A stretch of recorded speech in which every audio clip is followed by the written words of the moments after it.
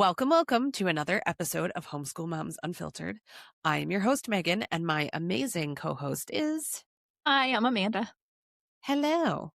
We are your source for messy, imperfect homeschool advice and community. We'll be the first ones to tell you the advice is solid. We have years and years of homeschool and education experience between us, so the advice is solid. We're good there. But sometimes the delivery comes from a messy bun wearing, dark circles under the eyes dawning, shove the mess out of the camera to record the video pair of homeschool moms. We will never show up here and pretend to be perfect just so you can watch and think, man, those two really have their shit together. What am I doing wrong? Yeah, no, just no. Like this idea of portraying your highlight reel so others can feel less than. I just, look, I'm going to say, as two perimenopausal women, we are very much over it. Okay. And yet still, there are people out there making a living off of it and unfortunately boosting their own self-esteem that way. But trust us, we have better ways to get our kicks in life. we just do.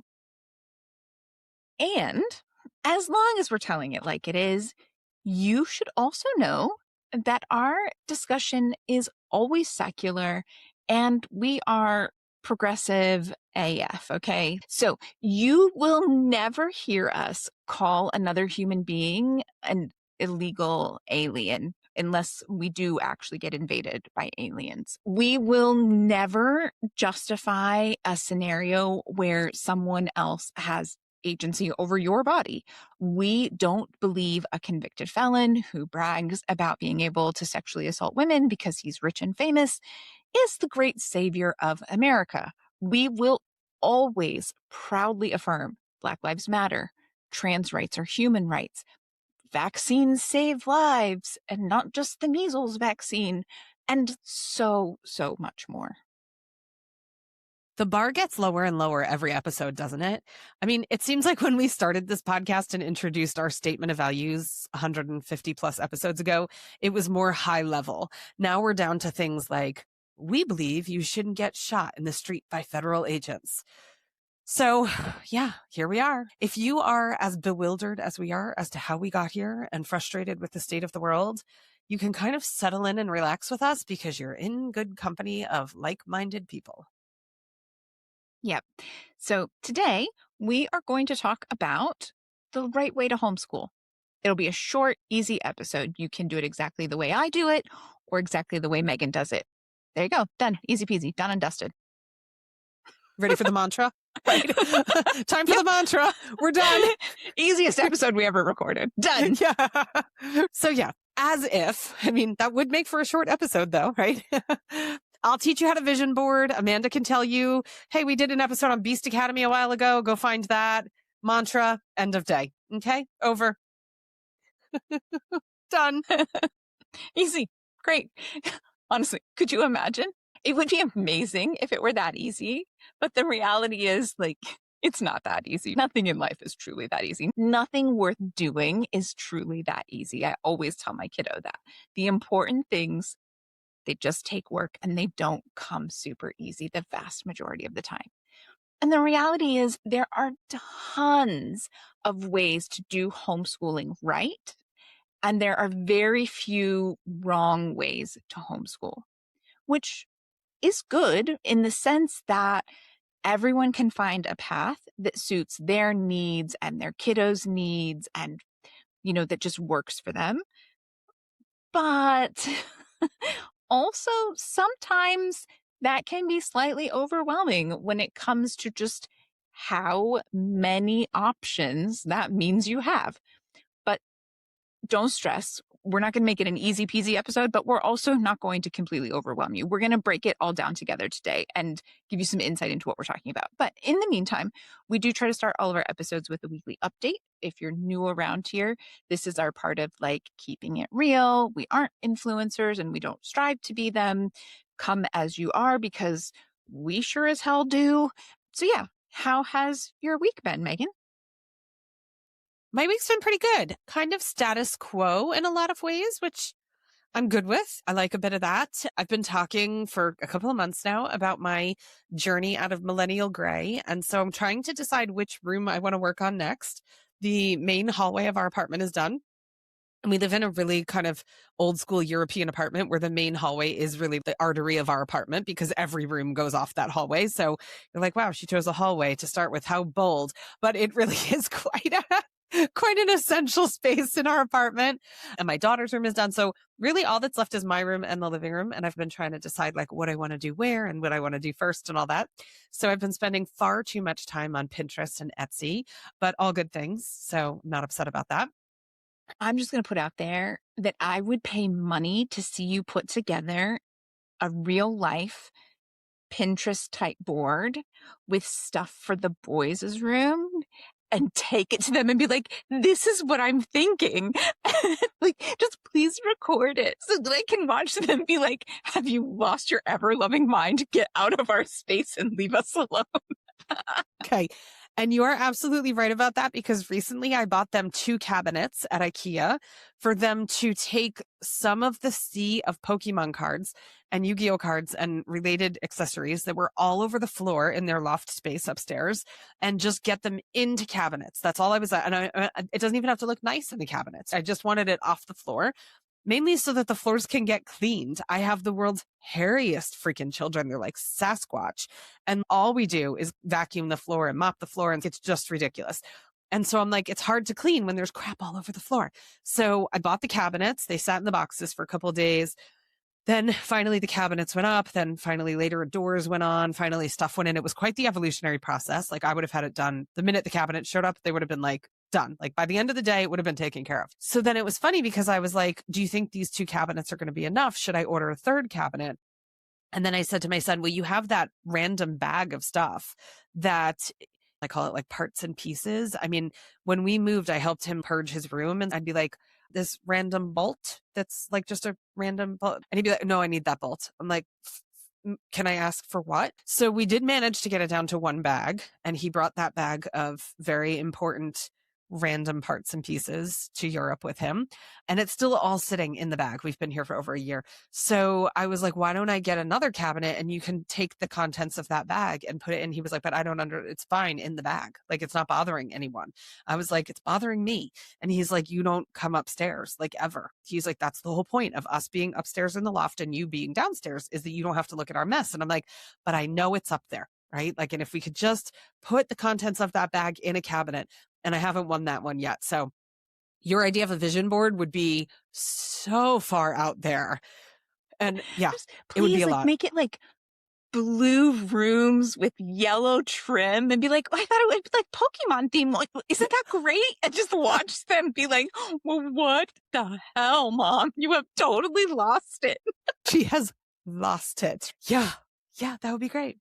So yeah, I've just been kind of doing that kind of thing and reading a lot of books and doing my thing. My daughter has an interview this week at the school that she's hoping to go to for university in the fall. Her interview is when this airs, it'll be tomorrow. And so cross your fingers and your toes and your eyeballs and whatever else that goes really well. She's put so much work into her portfolio and her swatch books and all kinds of stuff because it's an art school. So yeah, so we shall see. And once we hear more about that, that'll kind of shape so much of the rest of our year and our coming years and all of that. So yeah, just kind of some status quo life, which I can take. I'm good with some status quo from time to time. It doesn't all need to be exciting and sexy all the time because that's great. And it's also freaking exhausting. So yeah, True story.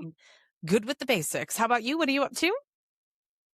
Well, you might know, but anyone who's listening who has chronic illness will for sure know you have this thing where like stuff ebbs and flows, and there'll be like a new symptom or a new diagnosis that you have to kind of deal with. And you find yourself in this holding pattern as you try to work through it and figure out like, is it going to get better? Are they going to figure out how to treat it? Or is this just my new normal? Do I have to find a new baseline? And I've totally been in one of those holding patterns. And this happens to me fairly often. And also, for better or worse, what happens is eventually I'm like, I can't do it anymore. It's almost like a dog with zoomies at night in the apartment. And I'm like, I have to live. I can't stop living. I have to live. And then that inevitably means I'm like on my travel apps booking a bunch of things. So what's happened is we have a fun little staycation coming up. We're going to go to the Park Hyatt, which has been a bucket list thing for me.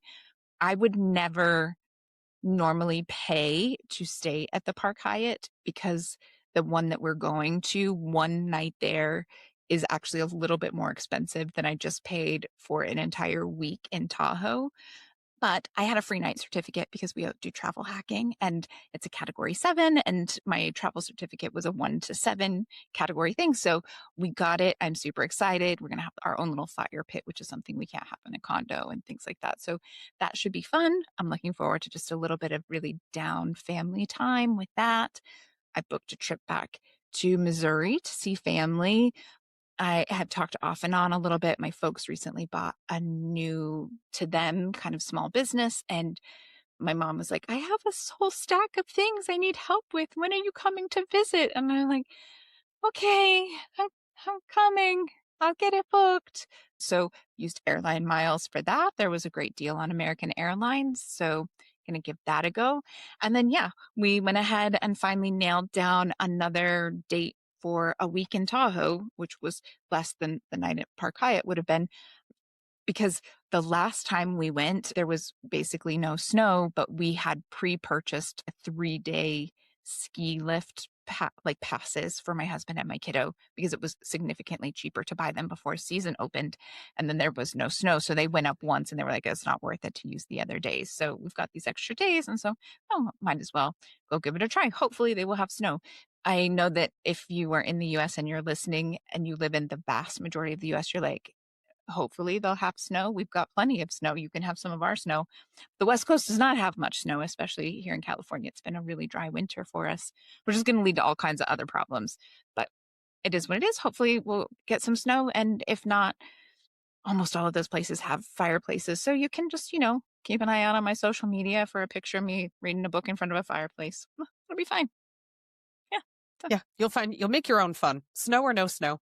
That's it. We'll take some board games. We did that last time because there wasn't much snow. And so we played some board games. We read. We just chilled. We had a nice time. It was just good. So it's nice a lot of times when we go places, it's so focused on like the world schooling aspect of it. And we're there and we're going to museums and we're doing tours and we're learning about things and we're making sure we get out and we eat the local food and we do this and we do that.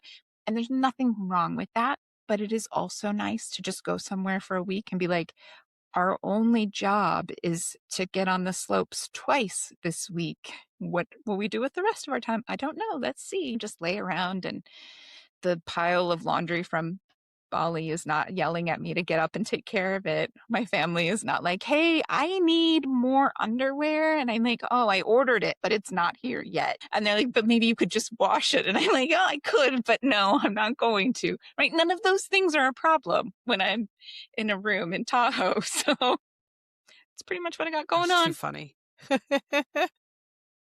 All right. So maybe we should not talk about the right way to adult because I'm not positive I'm doing a great job of it. But we can talk about the right way to homeschool. Is there such a thing? Okay. And look, in some ways, yes, there is. Okay. Let's not pretend that every aspect of homeschooling and parenting is subjective. We do need to be real here. There are some obvious wrong ways to homeschool. Yeah. I mean, and we're not talking about stuff like you love Beast Academy and I'm an unschooler. So obviously Amanda is uptight and wrong. That is not what we're talking about. Okay. And if you've listened to us for any stretch of time, you know the differences between us are vast. We can fill a book with those things. So we have filled we're not the book. talking. It'll come out some point. I know we do. We need to work on the book. Oh gosh, it's so close to being done. I know. You had to bring up the book. Classic. Yeah. We're like 95% done and then it's just sitting there. Maybe this weekend. Okay. Taking bets. Which gets finished first? My laundry from Bali or the Homeschool Moms Unfiltered book? It's going to be a tight call. Oh my gosh. Okay. So we're not talking about stuff like that. We're talking about things that whether it's through homeschooling and or bleeding over then into parenting as well. We're talking about physical abuse, emotional abuse, isolation as punishment, fear-based control, using religion or ideology to shame or terrify children. Obviously, all of that is not subjective. If you are homeschooling in those ways, and if you are, I highly doubt you're listening to our podcast, that is wrong. But we still need to be very clear that that is wrong. There are ways to be neglectful in homeschooling. Educational neglect is an actual thing. When we say no instruction, no growth, no literary progress, things of that nature. Now, I'm an unschooler, so you might be like, how the heck is an unschooler talking about no instruction equals educational neglect? Instruction can look a whole lot of different ways. Growth can look a whole lot of different ways. But if you have kids that are not growing and that are not able to see themselves in the future, have an advantage. We've been talking lately in our episodes about homeschool regulation about if you have kids that don't have the option to an open future because of the way that they've been homeschooled, that is neglectful, right? That they don't have the skills they need. Medical neglect, obviously, also falls into that. Social isolation as a default lifestyle, neglectful. I feel judgmental saying like, you can't do this, but these are really not okay things, obviously. Refusal to prepare kids for adulthood would be neglectful. So essentially, if a child is chronically unsafe, chronically unsupported, or chronically unseen, that is not parental freedom or educational freedom. That is truly failure. So you can clearly say homeschooling is not a shield from accountability. It is a responsibility. You're taking on a lot. And we don't say that to scare you. And again, if you're here listening to us and trying to do good and be an amazing homeschool parent and learn and grow and make sure you're doing right by your kids, most of this, I can almost guarantee you all of this does not apply to you. But if we are going to talk about the fact that there's no wrong way to homeschool, we do need to be really, really clear that these are abusive practices and they would definitely be wrong. Okay. Yeah, that's it. There are very few wrong ways, but there are, right? We do need to protect children. And if in the process of homeschooling, you're really harming them and their future, like that's the wrong way to homeschool. But again, if you're here listening to us, you probably don't fall under that category. I'm feeling pretty confident that you're not there. So, what is the right way? Obviously, it's more complicated. But I can also tell you it isn't a specific curriculum. It doesn't require a Pinterest aesthetic, even if it would be really funny to do that to your kids. It doesn't require a 7 a.m. wake up routine or color coded schedules or calendars or anything like that.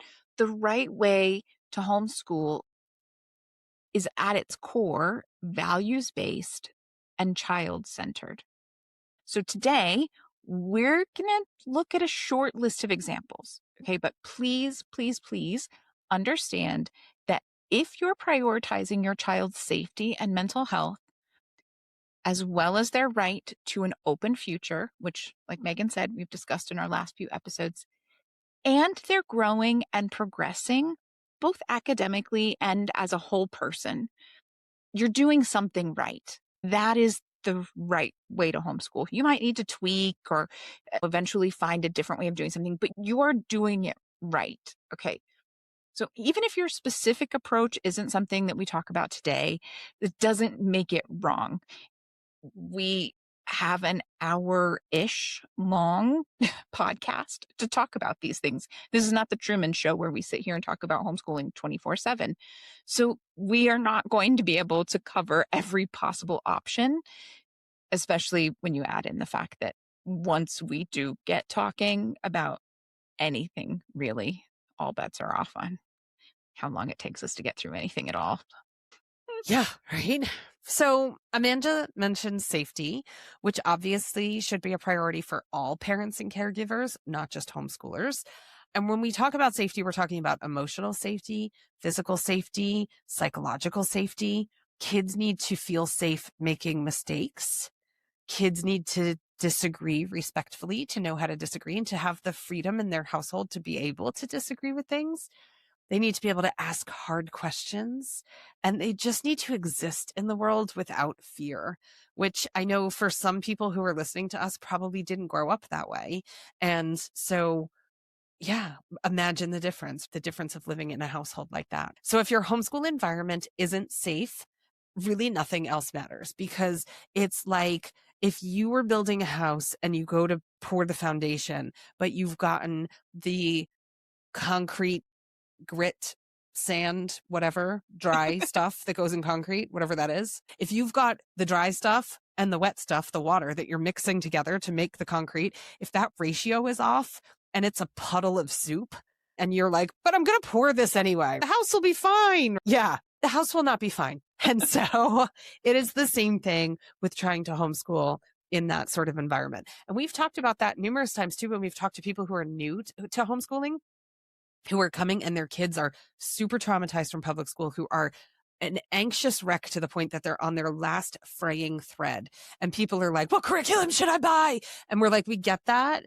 But at the same time, anything you try to pour on top of what you've got going on right now is you have to heal that first. You have to fix that first, because otherwise your house is going to collapse when you try to build on a foundation of soupy concrete. Yeah, absolutely. All right. So, academic homeschooler chiming in here to talk about academic benchmarks or what this means. Because if you're an academic homeschooler, there is a tendency to think things need to be a little bit more black and white. I'm going to say Megan doesn't struggle with that quite so much, but I coach a lot of people who are fellow academic homeschoolers, and there's a lot of unpacking you have to do to be like, okay, it doesn't need to look that way, and we can still be really academic focused while letting go of some things. And so success is not necessarily perfect grades and high test scores. It might be, but it's not necessarily. Success is not necessarily college credits and AP classes at the age of 14. It is not necessarily, and hopefully very rarely, performing intelligence for adults. Look, this is not SeaWorld. They do not need to jump for fish every time an adult quizzes them on some random topic or subject. Okay, that does not need to be your proof that you are homeschooling, quote unquote, the right way. So success it might look like noticeable progress. As a homeschooler, you really probably should be engaging with your kids enough that you can actually hear how much they are learning from week to week and month to month. Now, look, there are seasons in life. Sometimes you're busy and the only thing you can do is keep your head above water and make sure that the lights stay on and the kids get fed, and you don't have time to sit down and talk with them every day to keep up with this. And we get that. But big picture, a really important part of homeschooling is actually talking with your kids enough and knowing your kids enough to be able to see like, oh, wow, like they learned a lot about that. They've progressed in this way. Oh, we're building on historical knowledge. We're building on current events. They know more about something now than they did a month or two ago. That is what success looks like. Other ways that you will be able to see success, there's skill development over time. No one gets great at a skill in a day or two. And it's really important, I think, for all homeschoolers, but especially academic homeschoolers, to remember that school doesn't just prepare kids for college, it prepares them for life after they leave your home.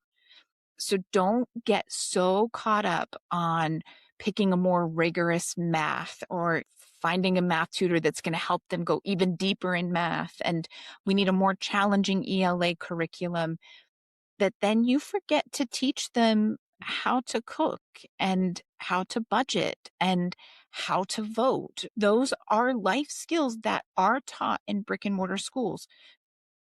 It's questionable how well they're taught, but this is another one of those things where you have the opportunity to take something that may or may not get covered well in a brick and mortar school and cover it well in your homeschool, because it is important.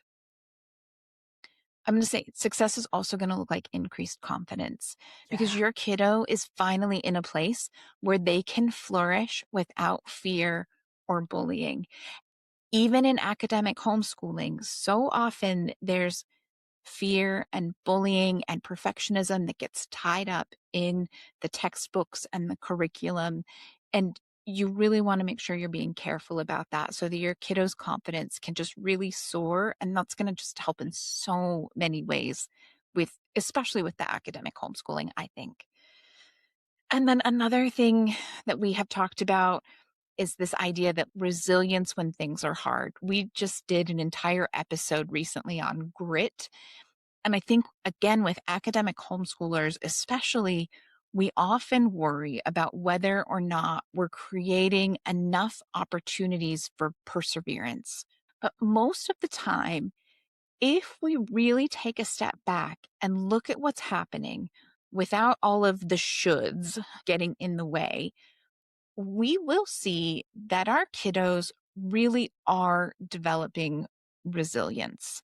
Sometimes it's hard to remember, it's hard to see it, but when you can just really step back and try to avoid the comparison trap, it can make a big difference. As academic homeschoolers, it can be really hard to remember that your child has a pace that works for them. And just because someone else's fifth grader started algebra or someone else's high schooler is on track to graduate high school with 2 associate's degrees, that doesn't mean that your kiddo has to be on that same path or even that they should be.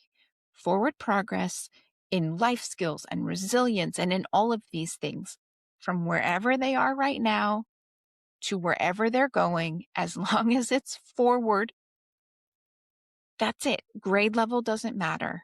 It does not matter if they start out in a fifth grade curriculum when they're actually in seventh grade. If fifth grade is where they are comfortable and they can move forward with a strong foundation from there, that is what matters. Make sure that whatever you're doing meets them where they are, and then you get to help them grow and learn from there.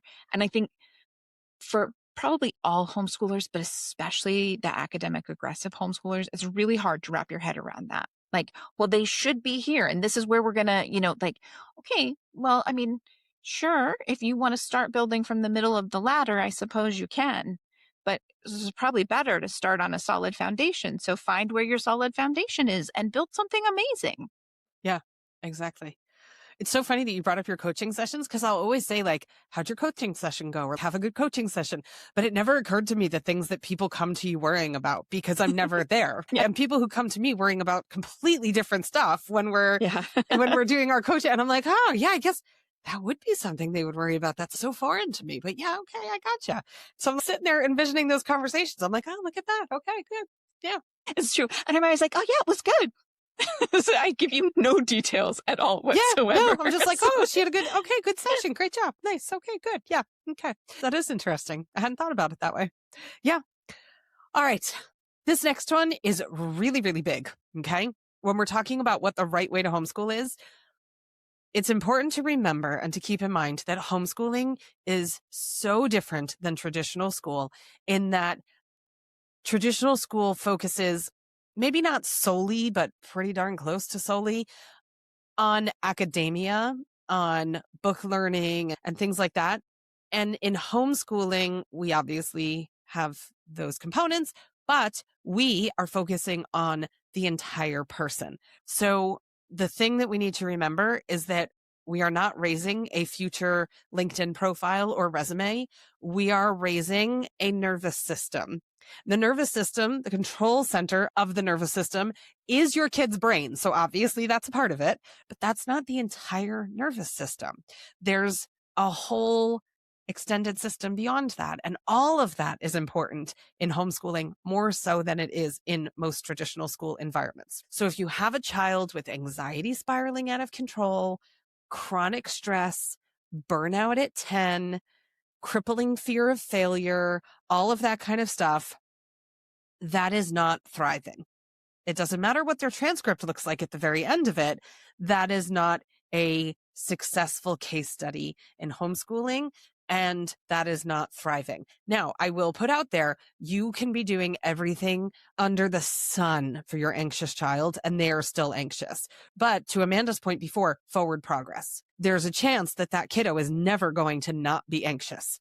And that's okay. I mean, obviously, I'm not thrilled for that child, but that's how they are. That is that child.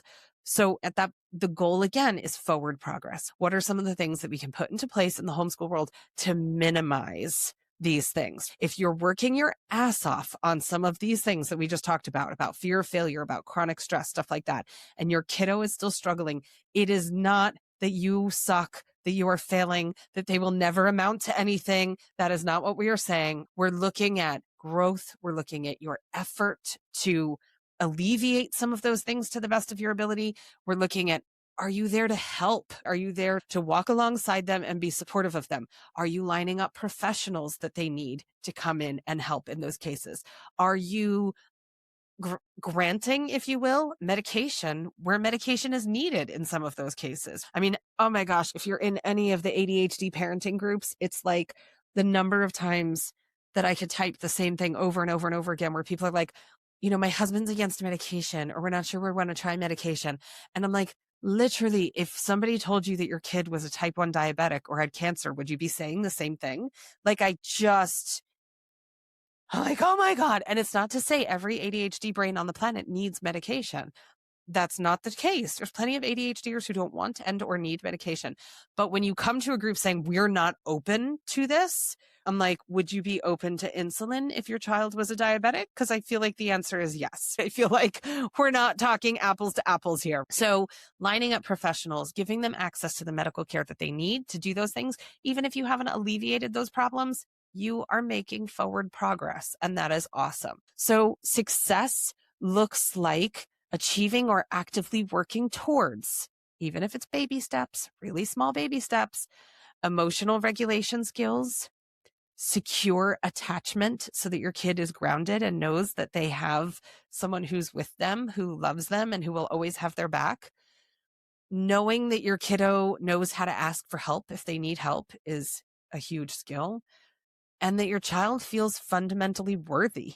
I don't know how many times that school administration officials and team members sit around and being like, how are we making sure that each of these children feels fundamentally worthy when they arrive to school every day? I'm sure in some really progressive schools, that Principal Lamb, who I'm like obsessed with on Instagram, he's so amazing. I could see him having this kind of conversation.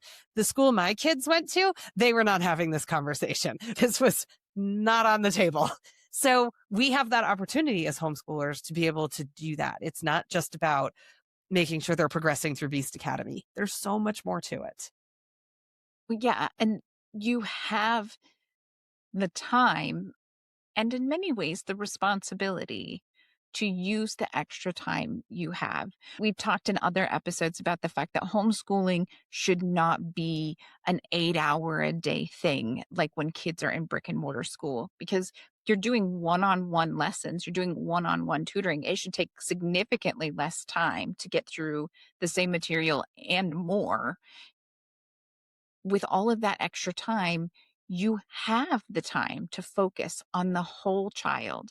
And so if you're sitting here going like, well, how am I supposed to do all of those things and also focus on there should be time in the day, because yes, you're always learning, even if you're an unschooler who's, oh, we're always learning and all of that. Like, academics should not take up so much of your day that you don't have time to think about and focus on all of these other things that make for a healthy childhood and a well-rounded adult who is happy to go out into the world and thrive. That's what we're trying to do here. Create the foundation that allows your child to thrive in the future, whatever that future looks like for them.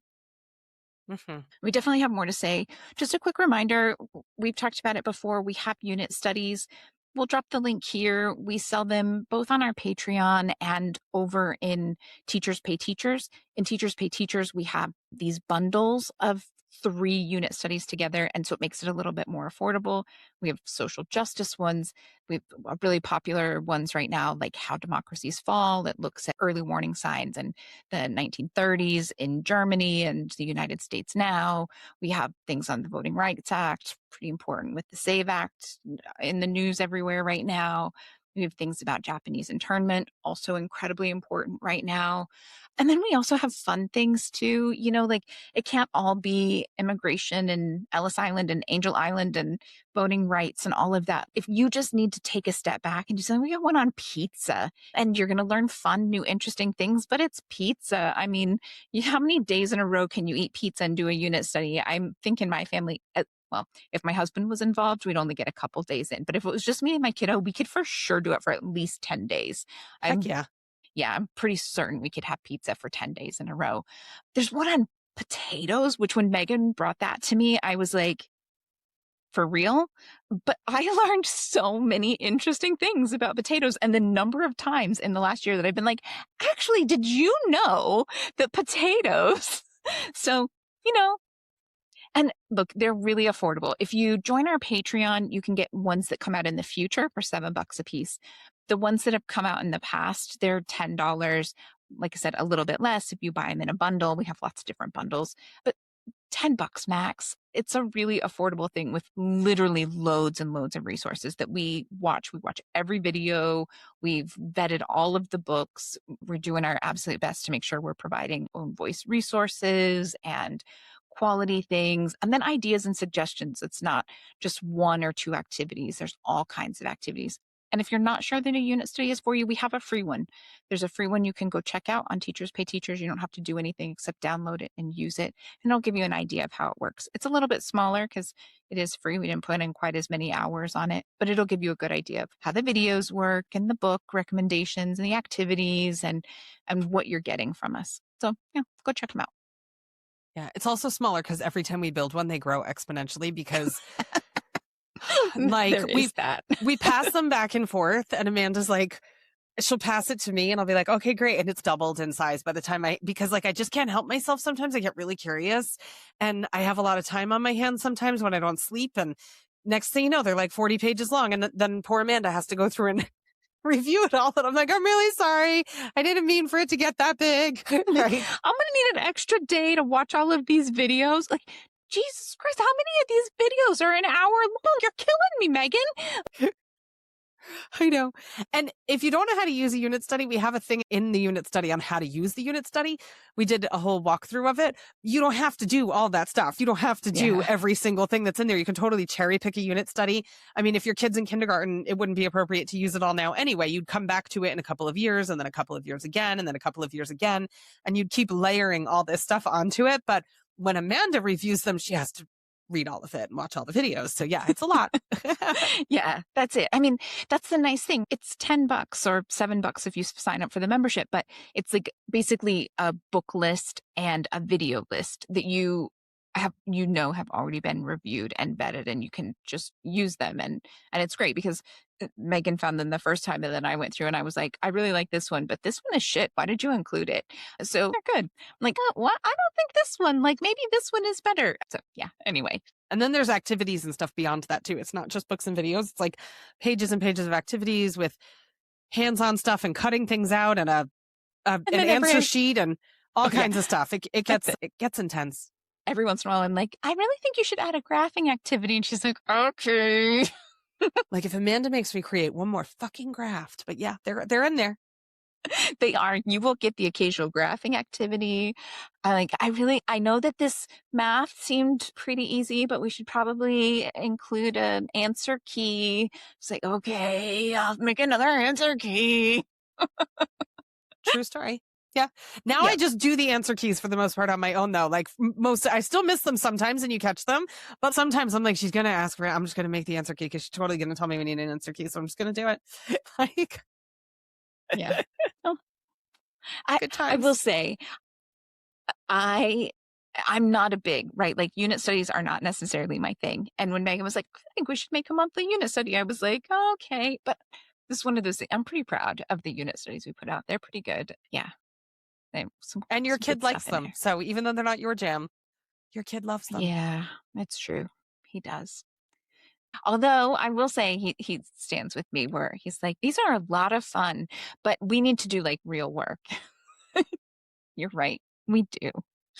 Academic aggressive homeschooler. Yep. There you are. This was so fun to learn about all of these things, but let's make sure that we get to the ELA curriculum and the math curriculum. All right. So, if we're thinking about what good homeschooling looks like, one of the bigger questions really becomes, are they curious? Do they ask questions? Are they chasing interests? Do they get excited about something? And we just had a coaching session where a mom was like, I don't know, like he's excited about something, but it only lasts a few weeks and then he's moving on. Does that really count? And the thing is even if your kiddo tends to bounce from one interest to the next, if they're learning a lot, so all of a sudden they go deep and they learn a lot of things and then they're like, oh, I'm good with that. That's okay.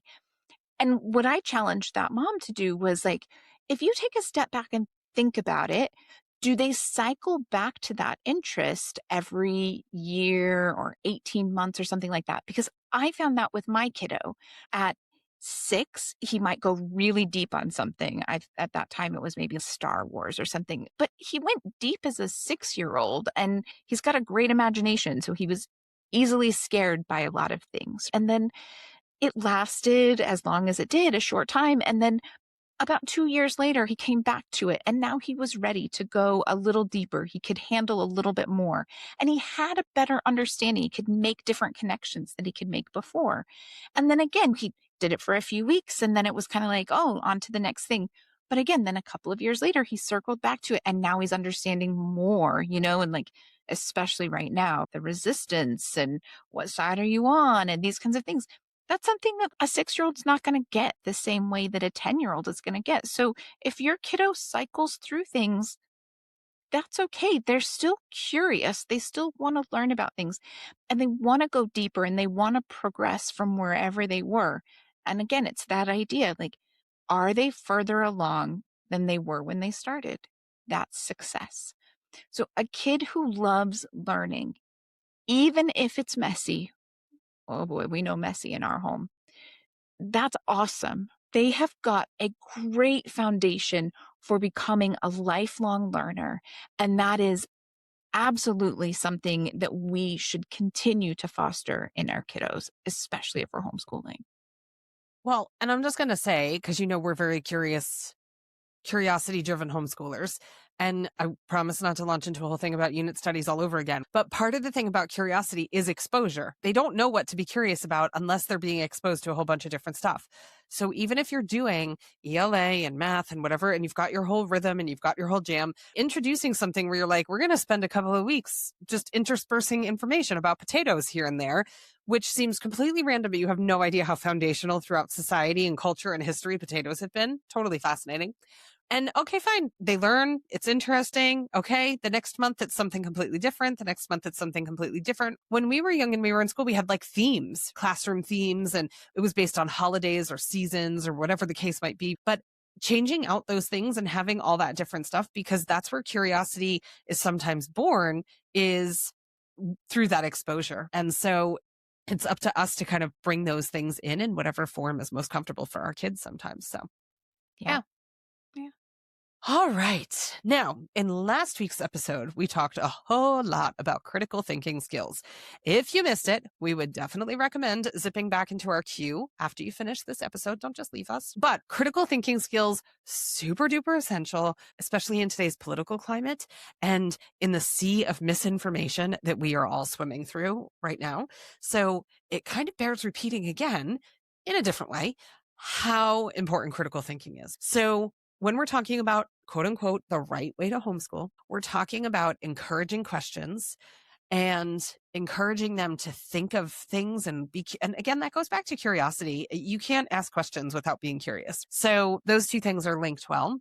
Welcoming debate. If you say something and they don't agree, that they are open to it. Amanda's kiddo is a famous debater, and Amanda's pretty good at it herself. So he's got some stiff competition, but he does a good job. And every once in a while, he gets his way. If Sometimes he wins. Yep. yeah, if he can put his case and points out there really well. Allowing disagreement is a sign of critical thinking. I mean, if they're only doing exactly what you say all the time and saying what you think and believing what you say and all of that, there has to be some form of disagreement. There has to be a little bit of that, because that shows that they've thought about it themselves and they've come to a different conclusion, which, if you weren't raised that way, can feel really, really foreign, but it's a good thing. It really is. And then last week, we talked a whole bunch about teaching kids how to evaluate sources to make sure that they could really critically analyze what they're looking at. And is it truthful? And is it biased? And does this person have an agenda? And who benefits from this? So all of that is super duper important. So I think we would boil it down to saying the right way to homeschool doesn't demand blind obedience. We would want your kiddo to be able to analyze arguments, to be able to identify bias, to be able to change their mind when presented with new evidence, which we have so many adults who can't even do that, that would be amazing. And then we would be like, rock star, you are succeeding. Yeah, no, for sure. And I mean, we already mentioned, right? But this is, again, it's not just about academics and how to think critically around academic stuff. We are working to prepare our kiddos for adult life in the real world. And again, just a quick aside, we are an inclusive space. You might be homeschooling a kiddo whose future doesn't involve living independently, but that still doesn't necessarily mean that they will be living with you for the rest of their life. So, whatever that looks like for you and your family, we want you to know that you are seen and you are welcome in this space. And if the examples that we list in the next few minutes aren't things that are appropriate for your kiddo, that's okay. For some kids, adulthood isn't about living alone. It's about having their voice respected in every room they enter. It's about learning how to advocate and share and speak up in some way, to communicate in some way what their needs are at any given time. So feel free to adjust and create your own list of skills, no matter where you are on the spectrum, just to make sure that you're looking at like what your kiddo is going to benefit from in their adult life. What skills do they need to have? Maybe your list includes things like practicing choosing between options daily or building routines that feel predictable and safe. We can go on and on. Whatever it looks like, that's the goal. So we're throwing things out there to help get your brain going and get you thinking about the things you want to focus on. Nearly all of our kiddos will need some level of financial literacy.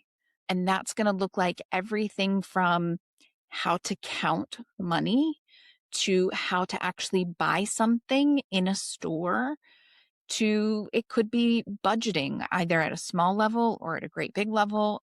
It could be investing, at the very minimum, how to use a bank account and how to save money for special things that you want. Pretty much every kiddo is going to need some level of civic understanding. Again, this is one of those things we talked a lot about last week. But civic understanding isn't just how government works, how to get your ID. It also includes things like empathy and participating in community. We need to take the time to actually teach our kiddos how to do those things because they aren't necessarily intuitive, but those are 100% the things that as the grown up, sometimes we're like, you should just know that. And why don't you just know that? And the kids are like, I don't know. How was I supposed to know that? And we have to be intentional about teaching these things. And then there are other important life skills like time management. You show me a grown up that doesn't need some work on time management. Conflict resolution. Boy, howdy, we need a whole lot of conflict resolution. Self-advocacy and boundary setting. A lot of us are getting a lot better at that, but we can teach our kids from a young age how to do those things so that they are confident and they just go into adulthood with those skills instead of floundering around as an adult trying to figure out how to set them halfway through the game. And then rolled up into that are basic skills that sometimes we overlook. Like, can your child make a doctor's or a dentist appointment? Can they write an email? You will be surprised at how many kids don't fully understand the fact that an email to a teacher is different from an email to a friend.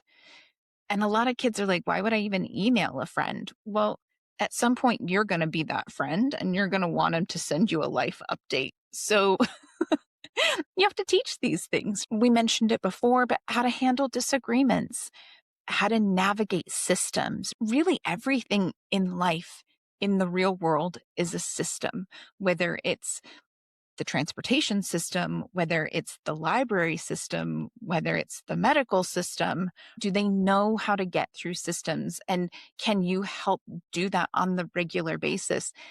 Even just the other night, I took my kiddo grocery shopping and he was in charge of taking the things out of the cart, putting them on the conveyor belt so that they could then be packed. And I was explaining to him, like, well, put the milk in first, Yes. put all the cold things next to the milk so that when you put them on the conveyor belt, the milk can go in the freezer bag. The other cold and frozen and refrigerated stuff can go in that same bag. Then we can put that bag to the side and get out another bag for the other things. And we had to go to a few stores to get all of the shopping done. And by the last store, he was like, I feel like I'm really getting the hang of this. And even the Aw. cashier was like, man, you guys are on top of it. You know how to make this work and do it fast.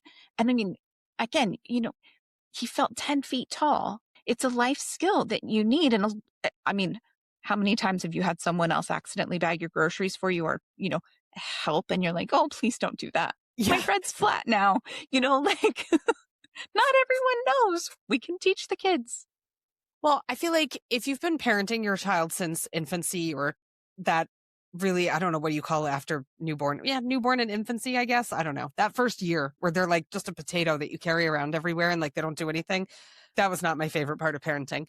But I struggled in the beginning with not talking to my kiddo enough. And my mom had to like kind of nudge me and be like, oh, you're supposed to like say what you're doing out loud so that's how they learn literacy. That's how they learn language skills and blah. And I was like, but in my head, I was like, he's not answering me. He's just sitting there. And so, you start doing this thing where you're like, oh, let's get rice for dinner tonight. And you sound like an idiot talking to yourself, but that's how they build language skills, right? And it's like, I even did that like not that long ago. We were in the supermarket and my daughter likes these little Lipton cans of raspberry iced tea. And they're like these little petite little cans. They're super cute. And so stuff is coming off the belt and we're bagging things and whatever. And I'm like, we had a bag that had chicken in it. Now the chicken's obviously like in the plastic thing, the hard shell of plastic and then the plastic wrap around it. But I'm like, for me, if you're going to put your face on that Lipton can, like that's not going to go in the bag with the chicken. And so I'll just like say stuff like I was bagging it, but I'm like, oh, I don't want that in with the chicken because then I'm never going to remember to disinfect the lid of that thing when we get home. And so I'm like, there's still kind of this element sometimes, even with teenagers, of saying your thoughts out loud because it kind of seeps in a little bit sometimes where they're like, oh, I see that thing. So yeah, I totally agree. Oh, I have a whole system. And if people try to help me, I'm like, especially because we live in the city, so we have to carry our groceries home. And it's like, so the bottom has to have like a foundation and it has to be solid. And then I have to distribute the weight evenly between the bags. I can't have too many heavy things in a bag. Yeah. And that just comes through practice and through that is logical and critical thinking on a really simple basis. It's not the foundation of our democracy, but it's everyday life and it's important. Yeah, it is. I go grocery shopping with a smart car, which means I can fit 3 reusable grocery bags in the back of my car. So if you help and you give me 8 bags, like I have to stand in the parking lot and reorganize all of the groceries before I can even put them in my car and go home, Yeah. Yeah. It's true, right? Understanding how to navigate systems, whatever those systems are, and whatever the limitations of those systems are, is important for being ready for the real world. Super true. Yeah. So here's the deal, right? Let's wrap up with this. Are you building trust? Are you building relationships with your kids? Are you building mutual respect? we're looking to avoid what so many people grew up with, which was compliance and silence and fear. We don't have to do that. And to be honest, even in the school system, sorry, but I'm going to say it, compliance in the school system is how the school system runs smoothly in so many ways. I mean, there's just too many kids for them to be questioning everything and pioneering new ways of doing stuff. It doesn't work. And so, yeah, I mean, we don't have to do that in the homeschool world. So the quote unquote right way to homeschool strengthens the relationship between you and your kiddos, because one day they're going to be adults and the relationship is what remains. So this is sometimes a really tough one for new homeschoolers to take a beat and assess, because they sometimes feel like if they're not doing bookwork, their kids are falling behind, or maybe they pulled their kids out of school and they already felt their kids were behind when they pulled them out of school. And now they're like, we have no time to lose. We have so much ground to make up. Please trust us, trust us, trust us. We've been doing this for a really long time. Okay. This stuff is essential to long-term success, and it's valuable enough to dedicate time at the start of your homeschool journey to firm up your foundation, and then to focus on it throughout your homeschool journey as well. Super duper important stuff. Yeah. Yeah. That's it. All right. So our end of episode mantra for the week is: there are many right ways to homeschool, but they all prioritize safety, growth, and an open future. Boom. Yeah. Love it. Yeah. So thanks so much for joining us today. And until next time, happy homeschooling. Yeah. Have a great one.